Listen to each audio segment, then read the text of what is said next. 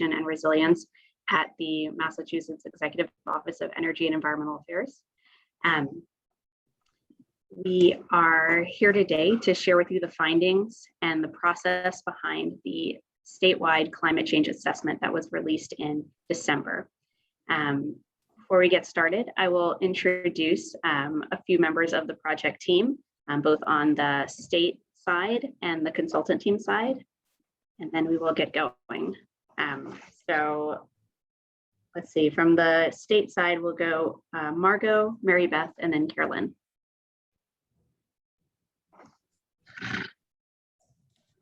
Hello, Margot Mansfield, Coastal Hazard and Climate Specialist with EEA in our Office of Coastal Zone Management. Good morning, Mary Beth Groff. I am the Hazard Mitigation and Climate Adaptation Coordinator at MEMA, the Mass Emergency Management Agency. I also co-lead the Resilience Mass Action Team with Maya. And I'm Carolyn Mecklenburg. My pronouns are she, her, and I am the Greater Boston Regional Coordinator for the Municipal Vulnerability Preparedness Grant Program at EEA. And so I was supporting a lot of the community engagement efforts throughout this process. Excellent, thank you. And I'll turn it over to Jackie to introduce the consultant team. Hi everyone, my name is Jackie Wilworth. I'm a senior associate at Industrial Economics in Cambridge, and we led the supporting team for EEA on this project. Jim Newman is a principal at IEC, and he's also on the line today, as well as Elizabeth Cooper from Consensus Building Institute, who will be popping in. I don't know if you want to say hi, Elizabeth. Good morning, everybody. This is Elizabeth Cooper with CBI. Along with ERG, I co-led the facilitation and stakeholder engagement portion of the assessment. Excellent. Thank you all. And thank you again to everyone who has joined this morning. So today we are going to walk you through the process behind the statewide climate change assessment. It was a project that was underway for the last over year and a half or so, to try and identify the top climate impacts that the Commonwealth will be facing over the coming decades and understand what those urgencies are across 5 different sectors in 7 different regions. In this hour, we are going to go through a lot of information around how we set up the assessment, the methodology to identify these top impacts, the stakeholder process, and introduce some of the top findings in order to help you interpret the results when you are reading the full report.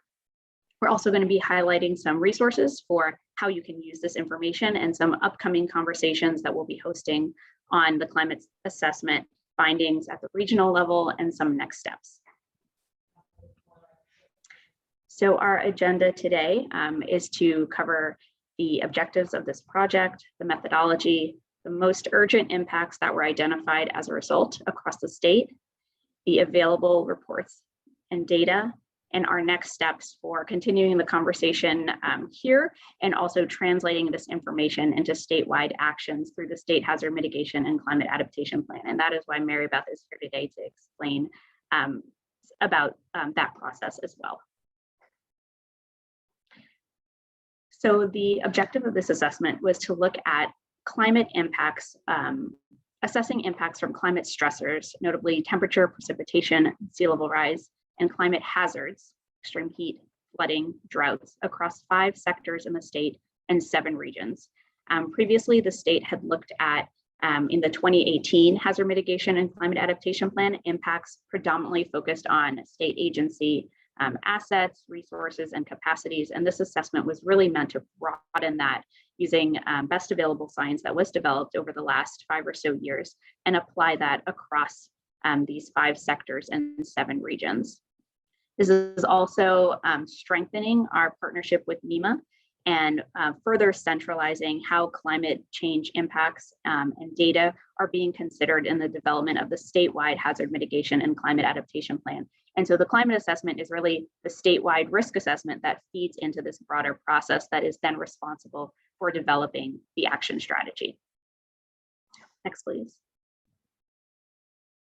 Now I will turn it over to Jackie to walk us through the approach and methodology. And I just wanted to mention to please input questions at any point in the chat. We'll be stopping at a few points throughout the throughout the presentation to answer some questions. So put your questions in the chat and we will make sure to get to them. Thanks, Jackie. Thanks, Maya.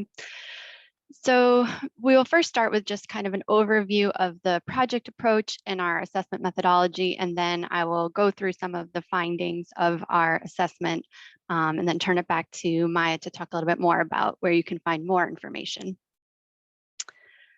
So our basic approach for this project was to first identify a short list of impacts of climate change across 5 sectors.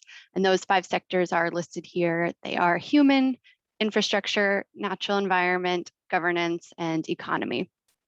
And this short list, which contains 37 impacts, was developed so that we can focus our assessment and efforts on the impacts that are most likely to rise to the top in terms of requiring adaptation actions for the SHIM cap. I'll also mention that the SHIM cap will also include non-climate hazards, things like earthquakes. And so those types of hazards and risks are undergoing a similar process that will all be merged in the SHIM cap. So each of the 37 identified impacts in our assessment were evaluated on the basis of urgency in order to identify per sector the top 3 most urgent impacts statewide and the top 2 most urgent impacts by region. And in terms of regions, there are 7 regions in the assessment, which are shown here. You might notice in the western and central parts of the state, they align with the MVP regions. And in the eastern part of the state, there's some splitting between coastal areas and inland areas, just in order to more easily group areas that experience similar hazards. And to evaluate these 37 impacts, we utilized existing studies and data. We looked through local adaptation hazard mitigation plans, and we engaged stakeholders from the state, local governments, and the public. And we'll dig more into this assessment process in the upcoming slides. As Maya said, we started this project back in September of 2021, and we released this report in December of the past year. And over that time frame, we built this framework for the assessment. We identified this list of 37 impacts. We then performed a detailed risk assessment on those 37, which allowed us to then rank and prioritize impacts and then produce this draft report. And throughout this time, we engaged 2 groups of stakeholders, and I'll turn it to Elizabeth in a moment to give a little bit more information on these groups. But the first was the Project Working Group, or PWG, and this was a group of mostly state agency staff and other partners, some I think I saw on the list today, who participated throughout the project, mainly helping our team brainstorm impacts, identify available data for Massachusetts, and review draft products. And then we also had a series of engagement with public stakeholders, and we tried to stagger these interactions so that we could hear feedback from one group, bring that to the other, have them kind of react and build on that, and go back and forth in that way.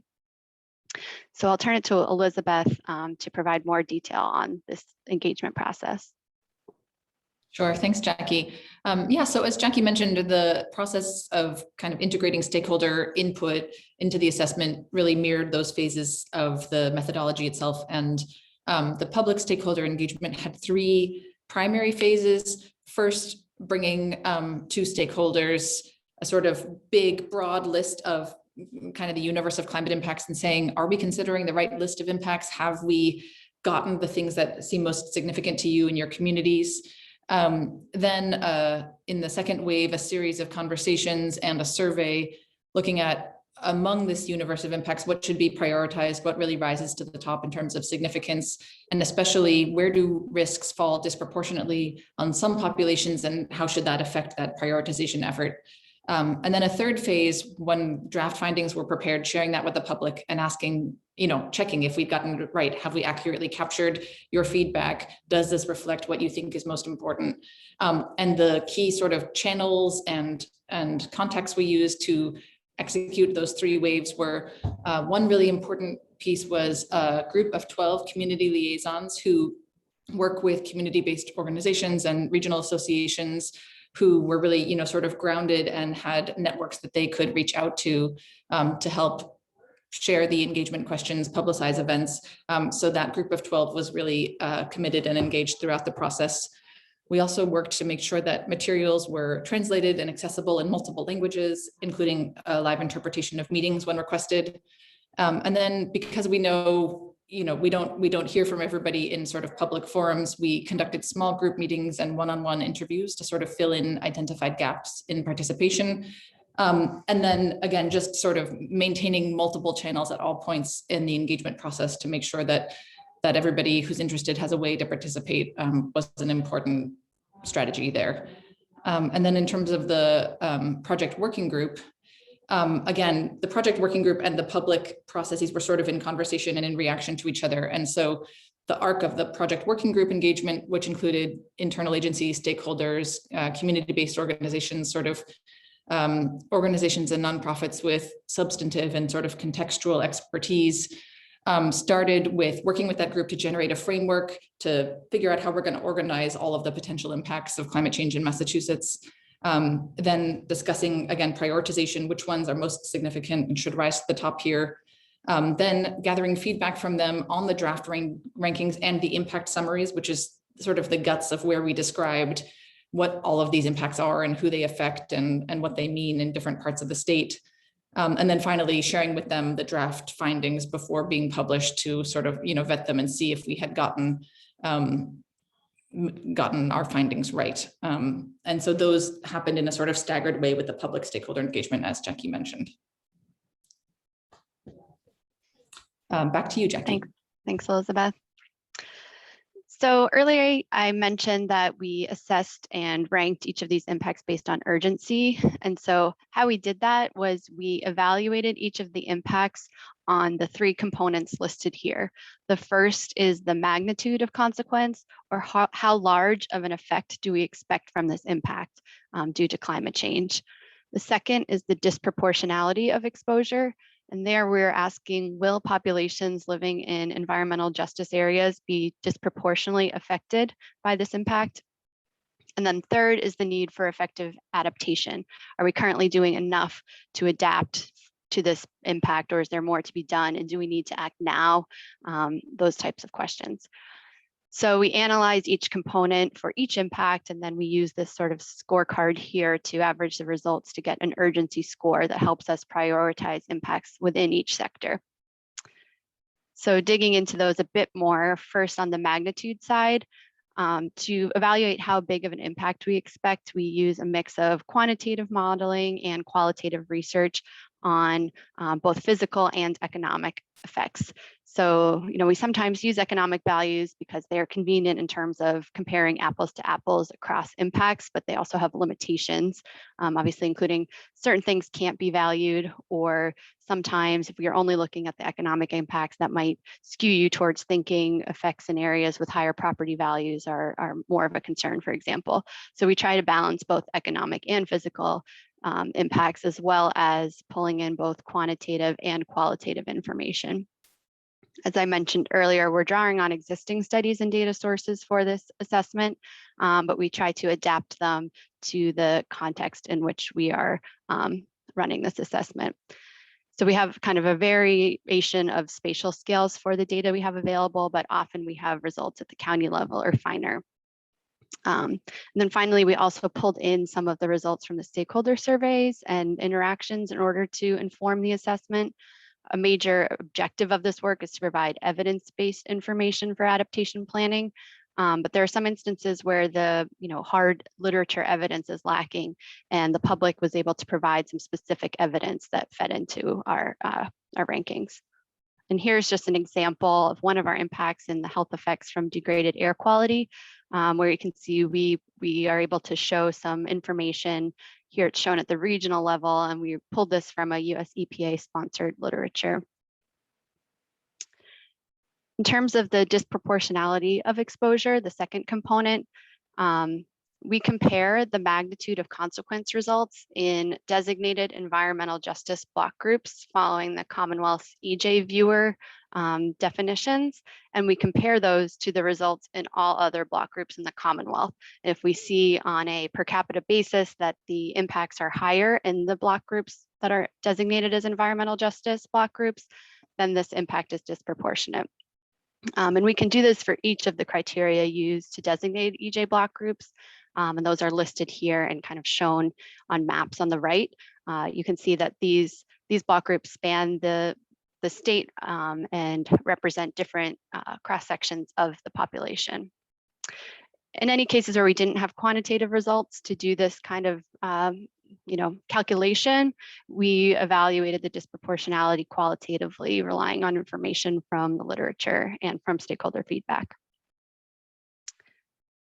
The final component is the adaptation gap. So to evaluate this need for effective adaptation, we reviewed local adaptation plans, hazard mitigation plans, and vulnerability assessments, as well as the MVP grant database to understand what's being done currently. And we mapped the listed actions to our impacts.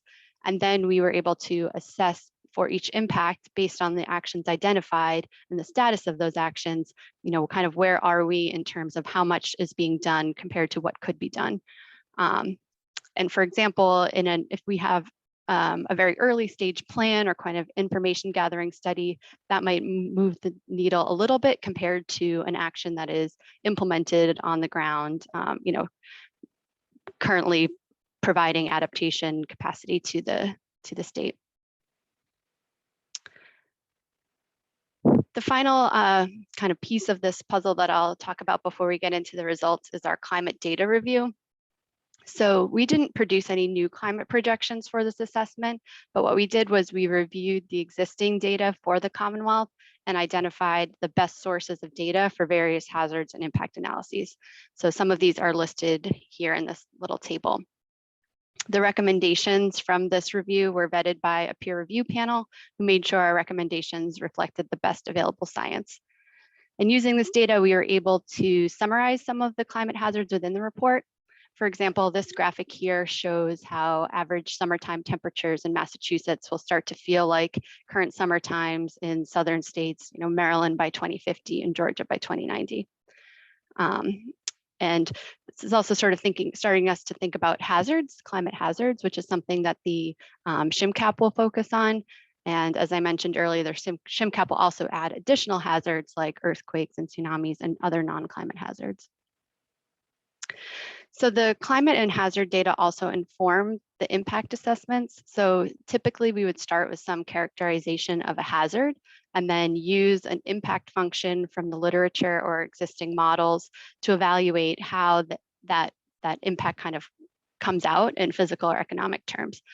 So for example, if we start here with this projected coastal flooding map, which comes from the MCFRM model, which is used in the state, we can then combine that with some information on the building stock and a damage function that relates, kind of flood depths to damage, and then that can give us this impact evaluation of the, where we see the most severely impacted homes from coastal flooding.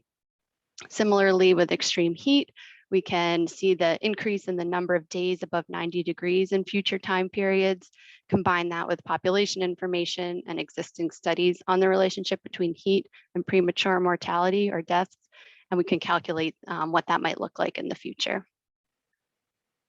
So I'm going to pause here before we get into the kind of results and impact discussions and see if there's any questions we want to bring up. Sure. Jackie, there's two kind of methodological questions that you might be able to address verbally. One from Noah, wondering if the adaptation gap assessment resulted in a sort of data set of here's what's done and here's what's not completed. And secondly, was there an assessment of the probability of impacts assessed, like their likelihood of occurring? Yeah, so on the first question, we did put together kind of a database that we used, that we did this kind of combing through of plans to find the actions and mapping those, and we kind of coded them between things that are early stage planning things versus funded projects. So that is something that I think we'll plan to share. We'll talk a little bit later about all of the data that was used for this and where that will be available. it might not be as comprehensive as knowing exactly where every action in the state is at this point in time, but I think we did try and kind of differentiate the different stages of our project. So yeah, we'll probably share that with the rest of the data for the assessment. And on the second question, could you remind me where that went again? Thanks. Sure. Probability of impacts assessed, was that measured? I can take that one, Jackie. Okay, great. There's Thanks, some Jim. information there. This is Jim Newman from IEC. There's some information in the assessment on the probability of impacts assessed, but because it's such a broad scope in the climate assessment, it's really at summary level and doesn't get down to, say, individual block groups or even towns or counties. But most of that information is being expanded on in the SHMCAP for the priority risks that were identified in the climate assessment. And in addition, there are plans to make information about the probability of climate outcomes that feed into these impacts, as that we're going to talk about a little bit later in the presentation. Thanks, Jim. That was all, Jackie, for now. Great. Okay, feel free to add more questions about what we just talked about and continue to add questions on this next phase as well. Okay, so next we want to talk about the statewide priority impacts per sector. And so one of the objectives of this assignment was to identify the top 3 impacts per sector statewide, and those are what are listed here. We also identified top impacts by region, which in a number of cases differ from the statewide priorities. Today we'll be focusing on the statewide impacts, but we will have a follow-up to spend more time with regional results. I'm not going to read through all these now, but I just want to present these and make one note that for the natural environment sector, you might notice there are 4 priority impacts listed, and that was due to a tie in scoring. So I'll walk through each of these sectors and try to give a sense of the type of information that was included in the climate assessment and that can be found in the reports and websites. And the hope is that you can learn something about those impacts today and also understand that there is a lot of information in the climate assessment that is available for you to go and find exactly what's most interesting to you. So the first sector is the human sector, and here we're looking at impacts to people's health, welfare, and safety. And listed here on the right are the impacts that were evaluated for this sector listed in their urgency ranking. And the top 3 are bolded here. So as an example, I'll go through the top impact here, the health and cognitive effects from extreme heat. You'll see for each impact, we assign the scores for those 3 components we've been talking about. As you can see, this impact received the top rating for consequence and disproportionality and a moderate adaptation gap. This particular impact covered the aspects of the changing frequency and severity of days with extreme temperatures, specifically looking at impacts to health, learning, and workplace injuries. And so we pulled together existing studies and data. And for example, we find that over 400 additional deaths per year could be anticipated by 2090 due to extreme temperature, and that this impact will not be felt proportionally across all residents. Populations living in environmental justice block groups defined on the basis of language isolated populations could have 28% higher rates of premature mortality than those living in other block groups in the state. In terms of the adaptation gap here, this has a moderate gap because we did find that extreme heat is a hazard that gets relatively more attention in local climate adaptation plans than some other hazards. But there's still work to be done to make sure that the solutions are reaching the right people at the right time, are available, that sort of thing. The next sector here is the infrastructure sector. This includes impacts to buildings and transportation systems and how we get our electricity and water. You can see there's a wide range of assets covered in this sector, from dams and roads to urban trees and rails. One thing I will note that we pull out separately some of the government-owned infrastructure into the governance sector, which I'll get to in a moment. The example impact here is the damage to inland buildings. We are looking at damages to residential and commercial structures from rainfall, including overwhelmed drainage systems and flooding along rivers.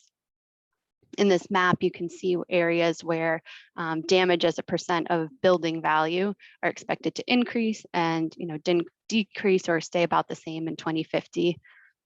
This was another example where we found disproportional exposure that residents in low income block groups, according to the EJ definitions, will experience 24% more or 24% more likely to fall into these kind of higher damage block groups. Next is the natural environment sector, and that sector covers all the impacts to ecosystems and natural resource, how plants and animals can thrive here. As I mentioned, that there are 4 of the top priority impacts in this sector. I just wanted to highlight a few kind of special characteristics of the natural environment sector that made it slightly different than some of the other sectors we looked at.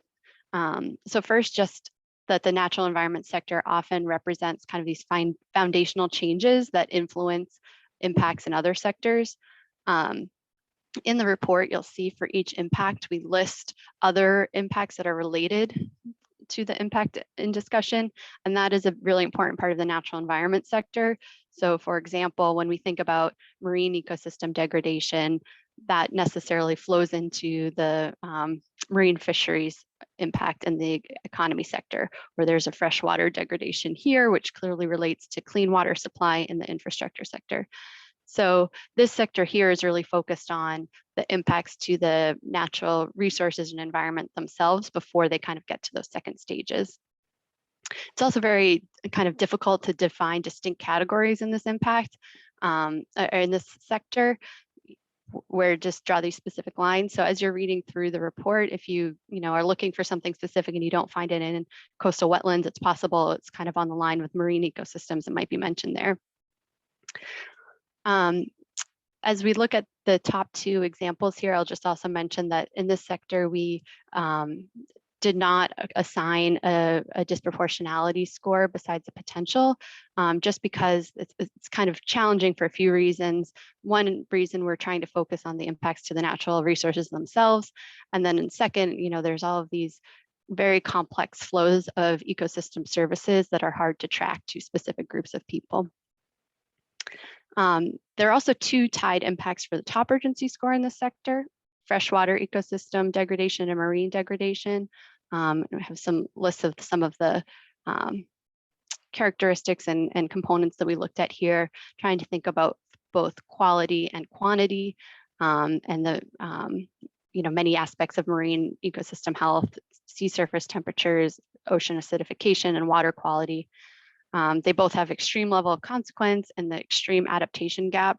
And the extreme adaptation gap is really a reflection of the scope of the issue, that Massachusetts has many, many miles of freshwater rivers, in addition to lakes and ponds and that sort of thing. So kind of addressing this wholesale is a large undertaking. Obviously, we also have a lot of marine coastline and rely a lot on the marine waters, and that's not even necessarily something Massachusetts can solve itself. It requires some cooperation, which sort of adds to that gap. Next is the governance sector. And so here we're focusing on impacts to state and local government owned facilities, sort of the hard infrastructure, as well as government finances and demands on government services. So the top impact here is the reduction in state and municipal revenues. And so what we're looking at here is how revenue streams can be impacted through things like property taxes following structured damage, particularly in coastal areas, as well as lost income and sales tax from business interruptions following an extreme event. And the study we cite in the report finds that Massachusetts municipalities could experience over 100 million in lost revenues at a 3-foot sea level rise in terms of property values on the coast, which is about 1.4% of coastal county property values or collected taxes at this time. I also mentioned, some of these other ones that are thinking more about government services and kind of the capacity of governments to address all of these complex issues and kind of the necessary funding and the trade-offs between some of these, dealing with climate issues and other government issues. That all kind of feeds into these categories here. The final sector that I will talk about is the economy sector. So this is looking at the impacts to people's ability to work and make a living. And we can think about that in terms of damage to infrastructure or natural environment, how health relates to our ability to do those things, and also people's ability to find affordably priced housing. So the example here is the reduced ability to work. And we look at how workers could be impacted by more frequent extreme heat days and dangerous work conditions, and how that leads to a reduction in the amount of hours that people tend to work. And that's what's shown here in this graphic. It's showing by our regions the minutes of lost work per capita in each of our time periods due to extreme heat in the future. There's also some other reasons why people might have a reduced ability to work, and that includes climate-induced health effects. We talked about some of the impacts related to asthma and other illnesses, and so that reduces the ability to work not only from people who are suffering from those illnesses, but also caretakers and others who might have to take time off of work in order to deal with these instances when they come up. And then finally, we also have weather-induced disruptions to transportation. And so when we look at this, this graphic is suggesting, and when we pull that all together, that there could be over 10 million hours of lost work associated with extreme heat by 2090. And these impacts are often felt mostly by workers in outdoor industries or kind of climate-exposed industries, as well as those who rely on public transportation and those who care for others at home who might feel the impacts of some of these other reasons for reduced ability to work. So I'll pause here again before turning it back to Maya. So I think I've seen some more questions come in. Elizabeth? Sure, and maybe just going backwards to what was discussed most recently, can you clarify how the lost work time is measured? Is it minutes or hours per year or cumulative? This is per year. Yeah, so these are showing minutes of work lost per capita per year, and that 10 million hours of work, that is a annual figure that I'm saying across all workers. Great. And then one other question about loss of urban tree cover. Is that measuring just loss of trees due to climate impacts, or is development pressure and removal of trees captured there as well? Yeah, that's a good question. We tried in this climate assessment to focus on the impacts of climate on the issue that we were looking at. So urban trees was an example where there are many different factors. So while those aren't part of what we are necessarily evaluating, we do consider that, given all of these other pressures, the additional impact of climate on this issue could make it even, kind of along the margin, makes it worse, as opposed to if we didn't have these other pressures, maybe it wouldn't be such a big deal. But so that's kind of not our direct measurement, but something that was considered in the assessment. Great, thank you. And I'll just note for everybody, there's a really great lively back and forth in the chat on sort of how impacts on environmental justice populations are measured. So I encourage you to take a look at that, and we can address more of those questions verbally at another sort of Q&A portion in a little bit.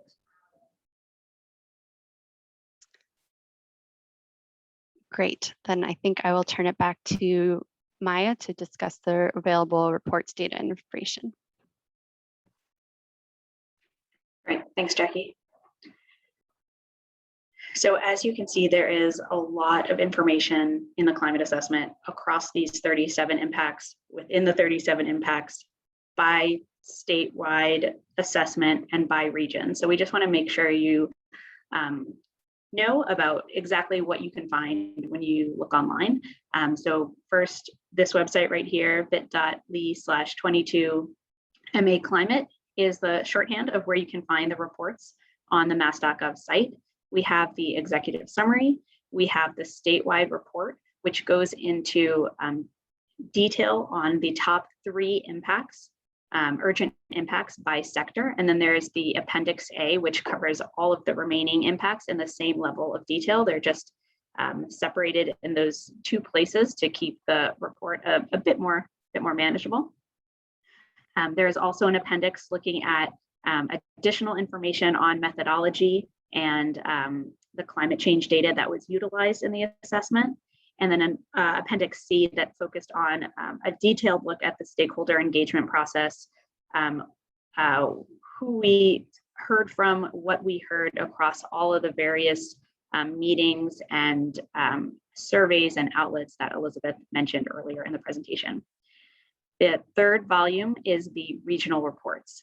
So that looks at, it is a slightly different look at the top impacts and how they shift by region across the state. And those regions are 7 that generally align with the MVP regions in the central and western part of the state, but on the eastern sides, they're a little bit more tied to the CZM coastal boundaries and also looking at the climate impacts that the regions are facing.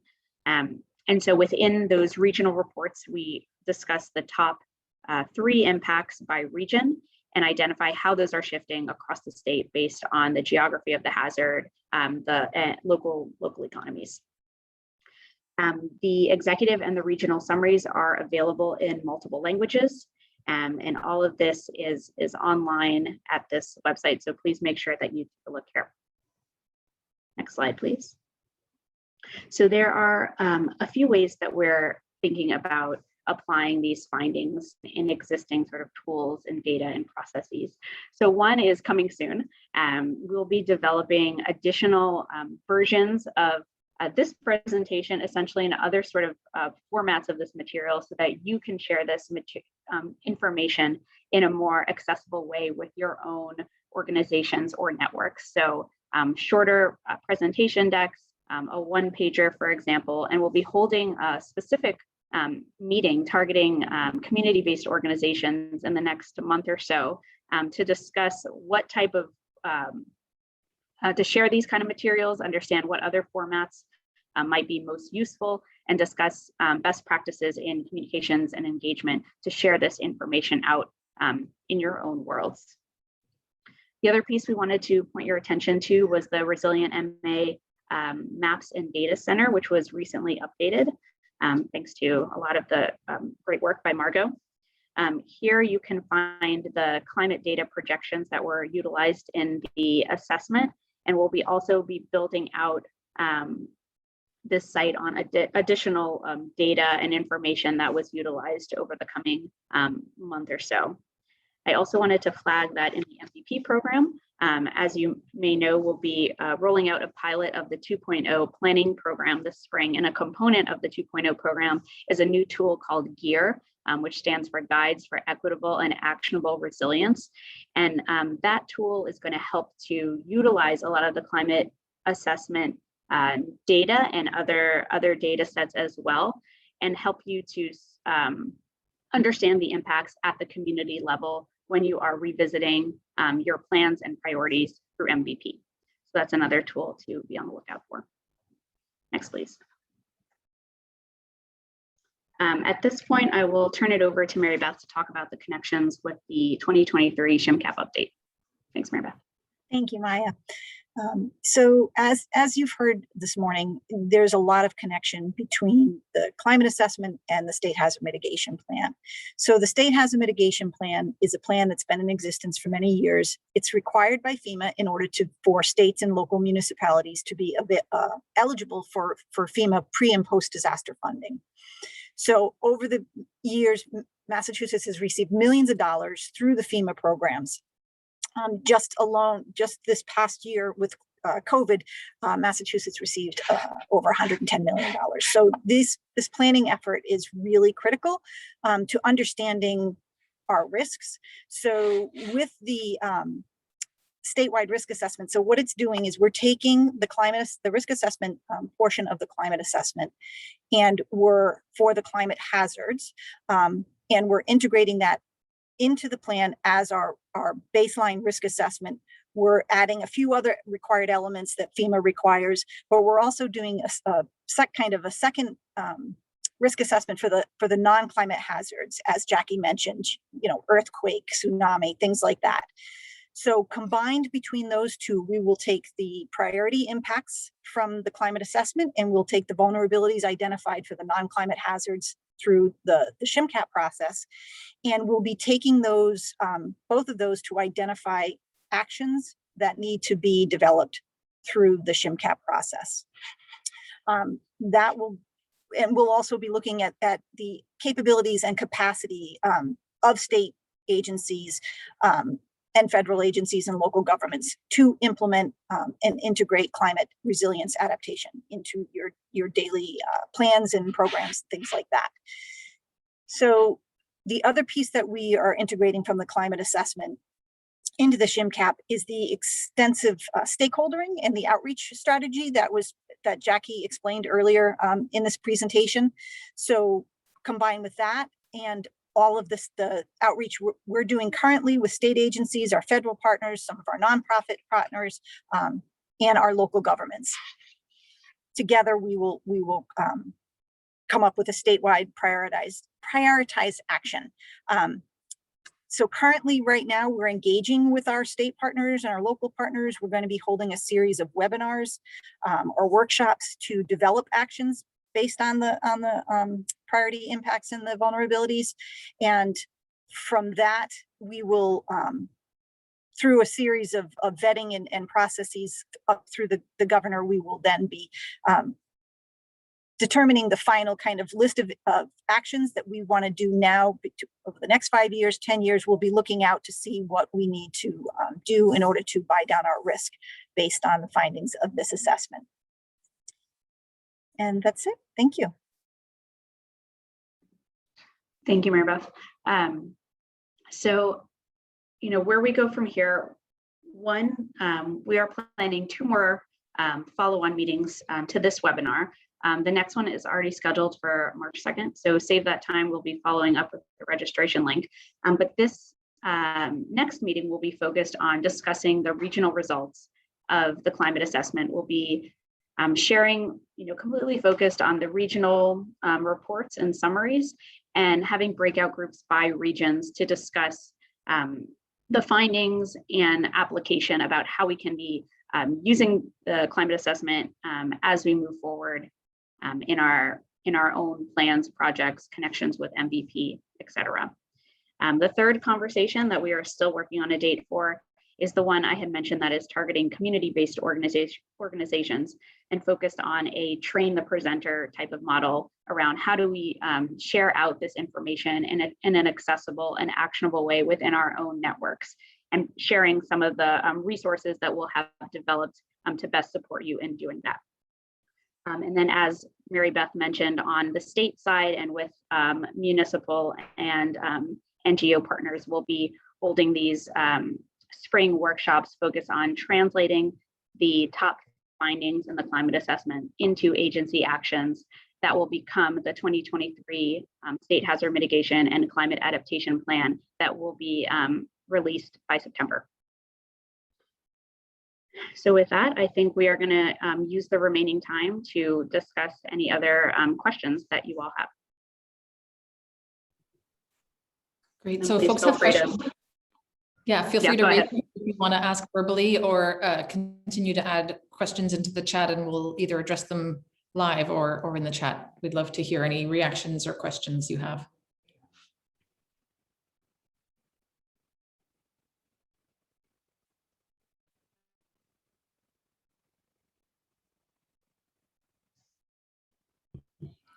And in the meantime, Margot has also added some links into the chat that I encourage you to take a look at to understand follow-on steps in the SHMCAP, as well as some of the data access for the assessment.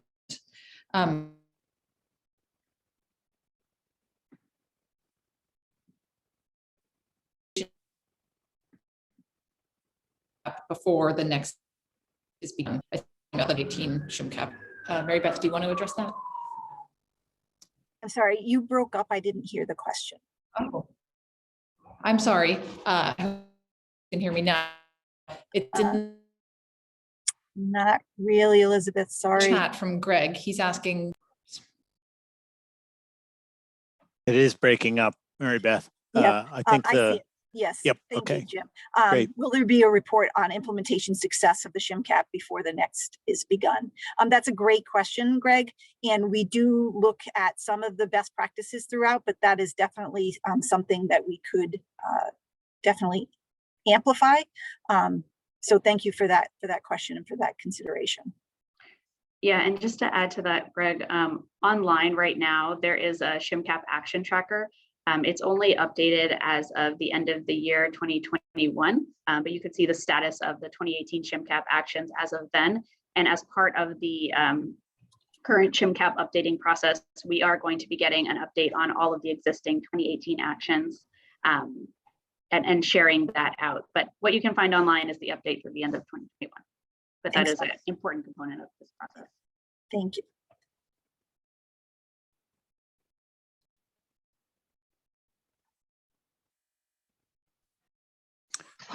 Elizabeth might yet be a little impaired, but the next question I think is about the outreach strategy for EJ stakeholders. Elizabeth, if you're back on, maybe that's a good one for you or for Maya. Sorry. Yeah. I don't know if are you hearing me well now? Sorry about that. Yes, much better. Okay, who knows why.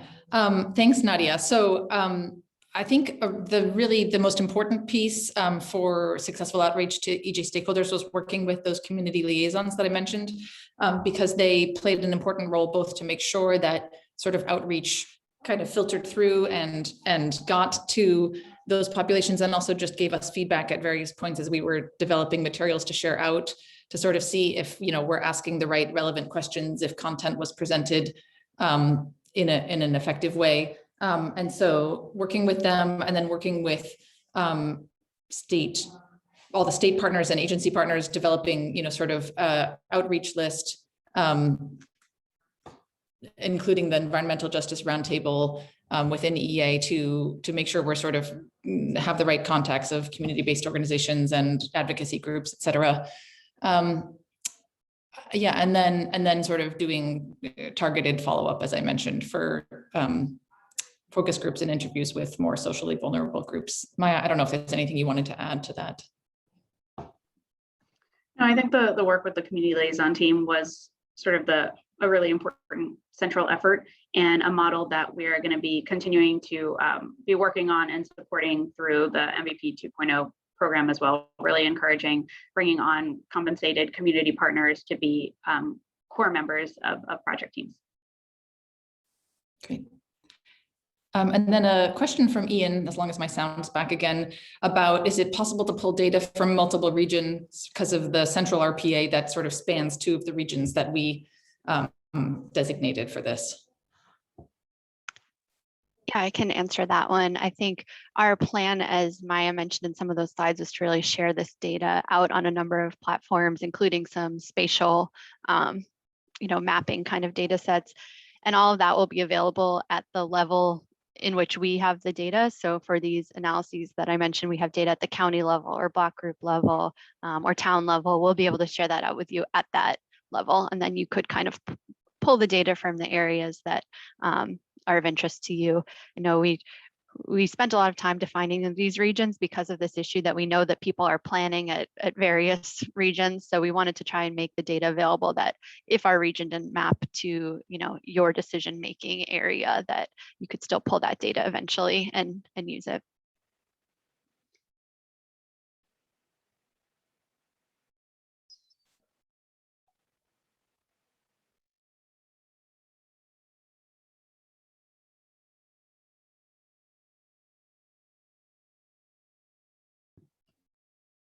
Jim, do you see that question from Pallavi in the chat there? Sorry, Pallavi, I was ham-handedly answering questions in the chat earlier and got better at it, but maybe missed this one about urban versus rural. In the report itself, we actually didn't look at an urban versus rural overlay with impacts. It's possible to do with the data that we have. We just didn't do it in this particular case. There are sometimes, however, some insights you have to dig a little qualitatively about differences about urban versus rural spatial impacts, but we didn't make it a specific dimension. We had a lot of dimensions to cover, and that was one that we actually didn't address.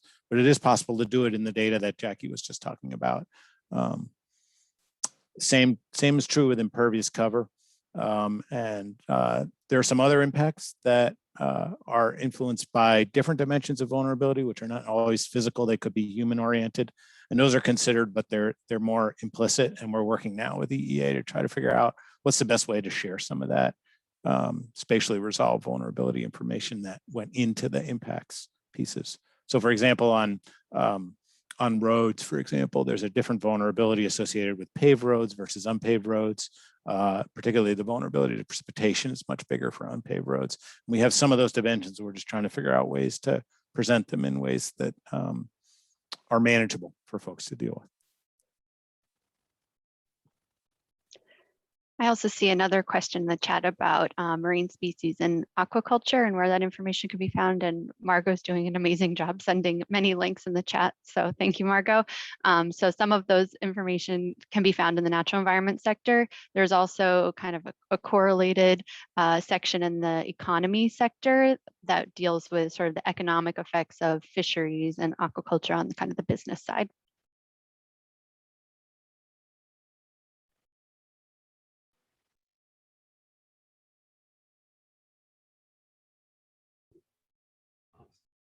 Any other question, folks? We have maybe time for one or two more.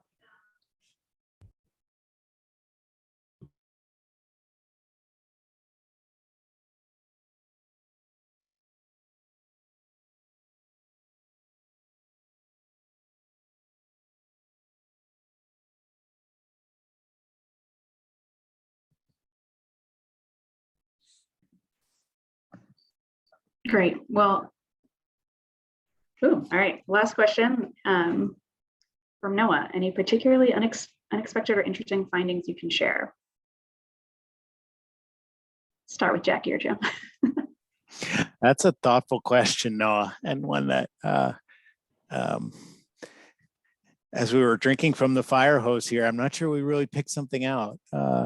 I certainly would say that there are some unexpected results in looking at the disproportionality results. Some of them are particularly high, and some of them are surprisingly not as important as we thought they might be, although they do show up in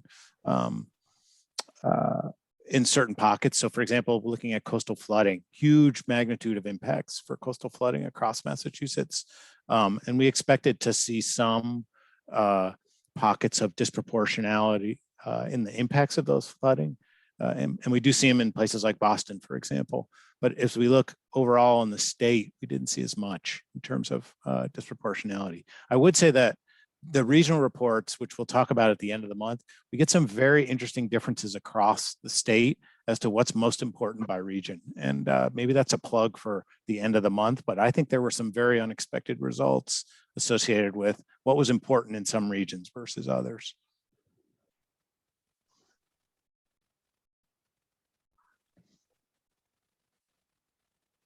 Yeah, and I think that's a great segue to, really hope that you all can join us again on March 2nd, where we really dive into the regional results and have some time for regional breakouts and conversations on using this information and next steps.